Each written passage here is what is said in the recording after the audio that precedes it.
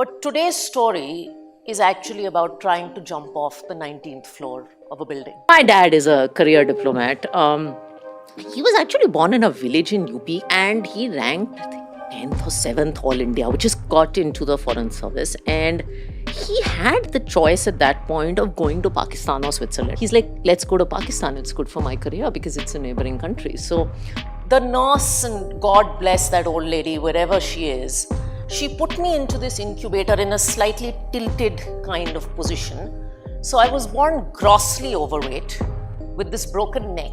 we lived in Pakistan between 83 and 87. So we did Pakistan, then we were rewarded, so to say, with New York, which is a plus country. After New York, then we were punished with Nigeria. So that's actually how the way, and it's really interesting because as a kid, you're actually going through very drastic changes because you're moving from a country like New York, where you have everything, which is so luxurious, and then you move to a country like Nigeria, where kids' life actually is subject to a lot of extreme. A mentor of mine told me this. He said, leaders naturally have to be optimistic.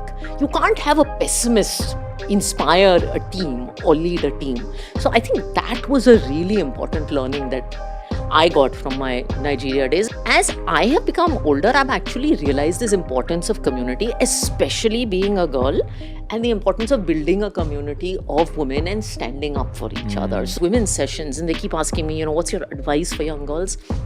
And I'm like, just ask for opportunities. Ask for the big promotion. If you're competent at something, the girl has to ask. She has to raise her hand up. That's how, by the way, I got the CEO role only because I asked for it. So after Nigeria, my father moved to Italy, which is where I did my high school. I think you're always taught to aim really, really high. So you're taught that you have to be a learner, that you have to push your mind. Anybody in India or overseas who's gone through this process of what I call looking for a job on campus knows that is the most stressful phase of your life. And if anyone is watching this or hearing this and looking for that, just calm down. I think that process brings out the worst in people. It makes you unnecessarily competitive. Through my life, I was a good kid, class topper. The only insecurity I grew up with was around my looks because of my neck issue.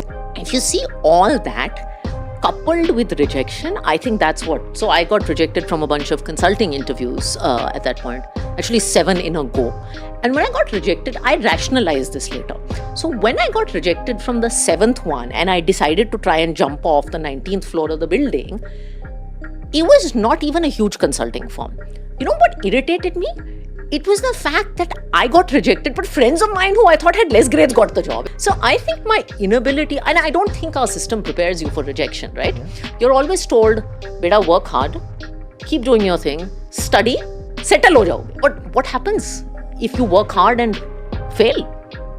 Who prepares you for failure at any point in time? So that was my first bout of failure. And I always believe that rejection in some way is redirection to a better place. I always think rejection could be just God's way of saying, you're meant for something else that's a better fit for you. And how can I be rejected 7 times? One time is okay, but how can someone be rejected 7 times after being topper of her class, going through all of this, being super sincere about everything? That's what goes through your head, right? How can they reject me? My best friend at that time, who most people don't know is my husband today, he was sitting with me and he just called the cops. And he's like, this girl is trying to jump out of the window, do something. And that's when the cops came and they took me to this mental asylum, this thing that existed on campus. And then I had to escape. I think the last 3-4 years, ever since I have discovered the power of sort of sharing my stories, being vulnerable and realizing that I don't need to be perfect, have been really good for happiness and confidence. And so my first job was at McKinsey, which is a top consulting firm in the world. Now, it's not just at McKinsey. McKinsey is a great employer, but you need to go through the tough grind here. Nobody is going to give you the reins of the company and say, solve my strategy and tell me. You don't know anything. I always tell younger kids who join that don't expect the first 2-3 years to be glamorous. Yeah. You're going to do very, very, very basic work.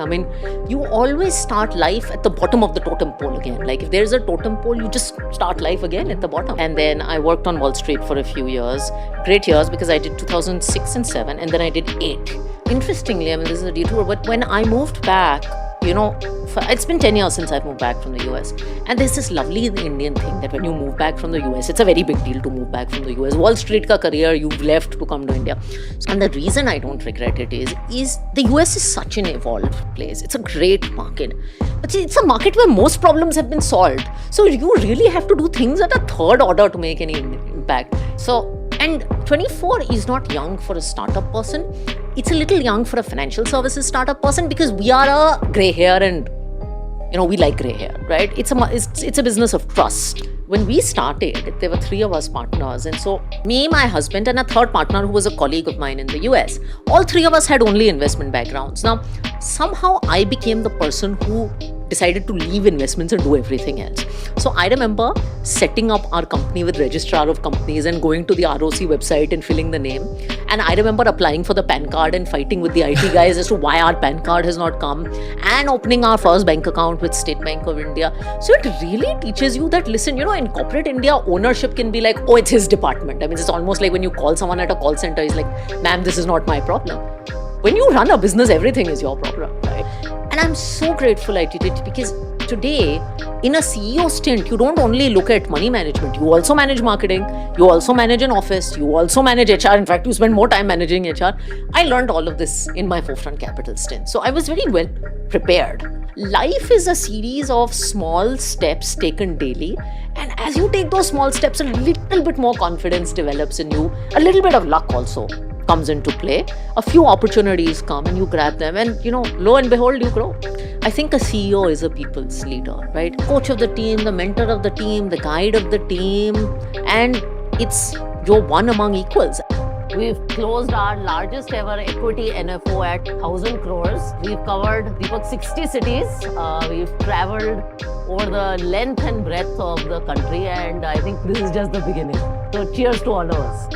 I wake up every day thinking I represent the brand and I have to be the best ambassador of the. There's a beautiful little quote that I read a long time ago as a kid that if you aim for the stars, you will reach halfway through. The biggest thing to tell little girls and guys is set aspirations here. Yeah. Be hugely ambitious. In this whole journey, and it's just started, one thing has stayed the same. When I was 5, I was this girl struggling to get her English right in New York. When I was 15, I was this gawky teenager struggling to fit in Nigeria. When I was 25, I was a young businesswoman trying to find my feet. And now I'm 35 and I'm this young woman CEO, that's what they call me, trying to make her place in the Indian mutual fund industry. The other thing that has stayed the same is that I'm still the girl with the broken neck. This broken neck makes me unique, and this broken neck makes me different. And that's the message that I want to leave you guys with today. Each one of us is unique. Each one of us is different. And everything that we do makes us who we are. Celebrate all your perfections. Celebrate all your imperfections. Celebrate everything in the middle. Because when this comes together, this is your own story. And most stories have a happy ending. Thank you.